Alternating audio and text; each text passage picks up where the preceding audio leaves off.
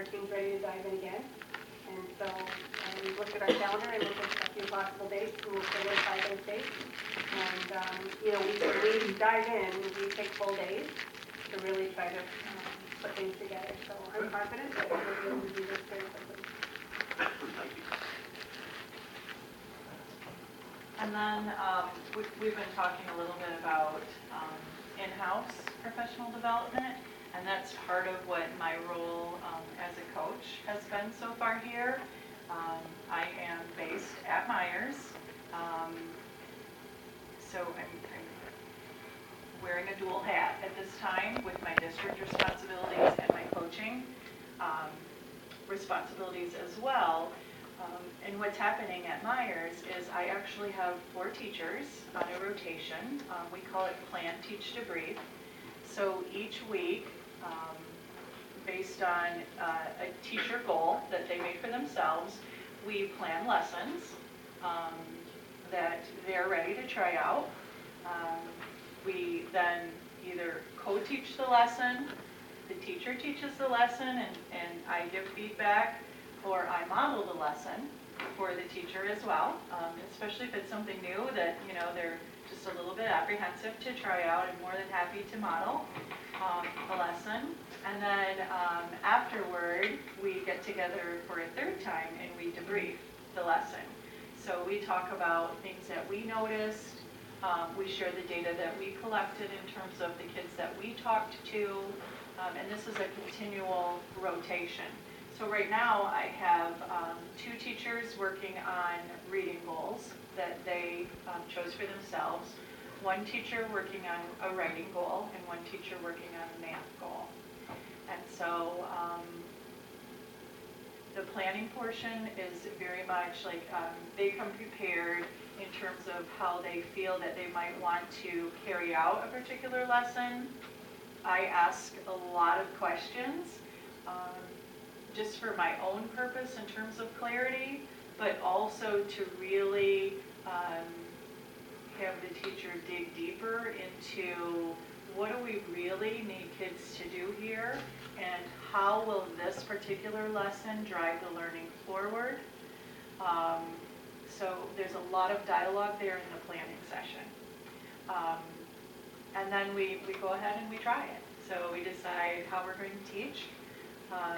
And then after whatever mini lesson has taken place, then we go around and we conference with kids, really modeling how, what kind of data do we need to hear from kids? How do we get into their head so that we can understand their takeaway from the lesson, but also we can address any misconceptions that are going on or any pieces that they missed of the instruction. We collect notes as we conference with kids. And then we share the notes once we debrief. And again, the debrief session allows the 2 of us to really get at, did we do what we planned to do? How did students maybe take that in a different direction?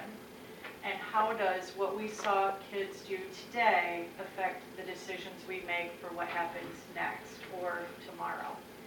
So that's a continual process that happens every week with my 4 teachers that I have on the formal rotation.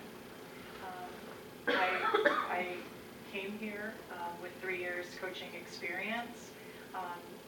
We really saw a lot of growth in those 3 years in terms of building teacher capacity. So it's really a powerful conversation to be in. I learn something every single time I sit down with the teacher. So I can imagine that we're going to continue to see growth of teacher capacity as well the more we do this work. So what it allows me to do internally is, for example, all of the workshop business that we're talking about with ELA. We've already started some initial lessons for implementing Readers Workshop in the classrooms within Myers where I'm teaching. So it's on the spot. I'm right there. If there are any problems, questions, I don't know what to do next, I'm right there with them. I'm a safe place to fall, so you try it out.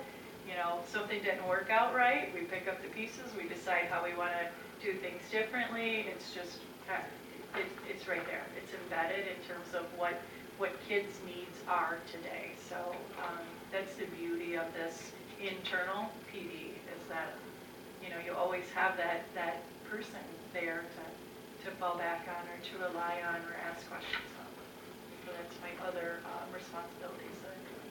Do you want to speak to their dedication at Myers, Kim? There's some Yeah. real keen folks that show up at what time?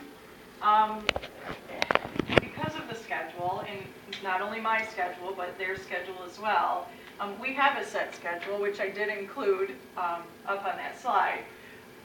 I'm not sure that we've ever followed that schedule, because with 5 of us involved, somebody always has to be flexible.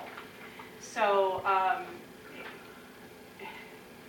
my fear was that every time we had to change the schedule, which is weekly, somebody would say, well, let's just wait till next week.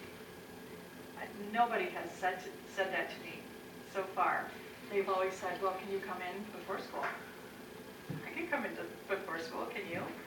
Can you talk to me on my prep tomorrow? So they've been very, very flexible and very, very united in terms of wanting to follow through in this process.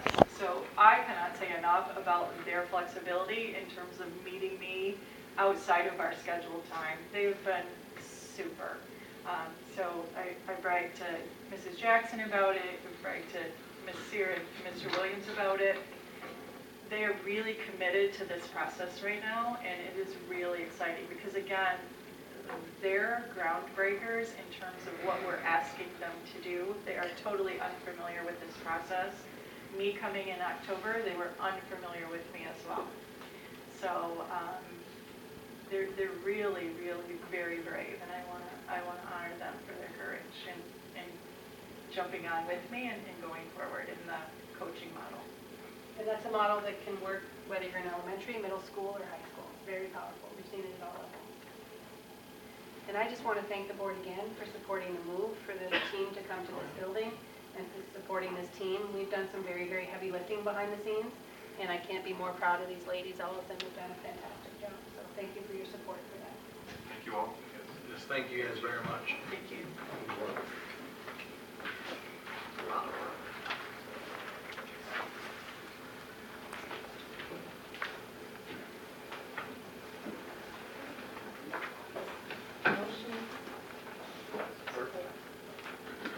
Motion by Ms. Delaney and support by Mr. Myers to accept the presentation. Thank you once more. All in favor of accepting the presentation, say aye. Aye. Opposed? That passes 6-0. Next item, please. 8.01 personnel report.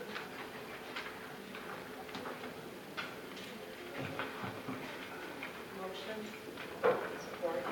Motion by Ms. Delaney, support by Ms. Lucanos to accept the personnel reports as printed.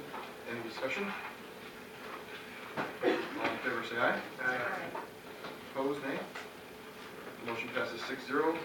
Next item, please. 9.01, request to hire Kate Capian, Eureka Heights, ES. Motion. Support. Motion by Mr. Doug Meyer, support by Ms. Delaney to approve the hiring of Ms. Capian, Eureka Heights. Any discussion? I just have a question. A few of these next 4 items we have on here, this is to hire her from September 8th of 2016 through September 30th of 17. So why are we just getting this now, and has she been working since September 8th?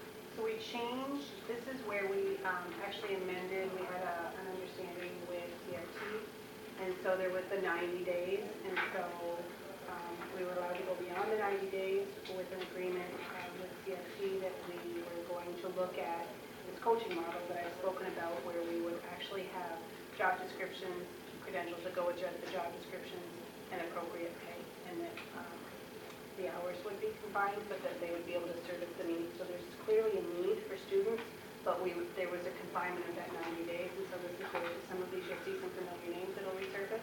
This is why you're seeing this now. Thank you. Any further discussion? All in favor, say aye. Aye. Opposed? That 6-0. Next item, please. 9.02, request to hire A. Hannah, Eureka Heights CS. Motion. Support. Motion by Mr. Dugmeyer, support by Mrs. Delaney to approve the hiring of Abigail Hannah. Any discussion? All in favor, say aye. Aye. Opposed? Motion passes 6-0. Next item, please. 9.03, request to hire Al Wall, Eureka Heights. Motion. Support. Motion by Mr. Doug Myers, support by Mr. Dave Myers, to approve the firing of Ellen Flo. Blue. Thank you. Blue. Thank you. All in favor, say aye. Aye. Opposed?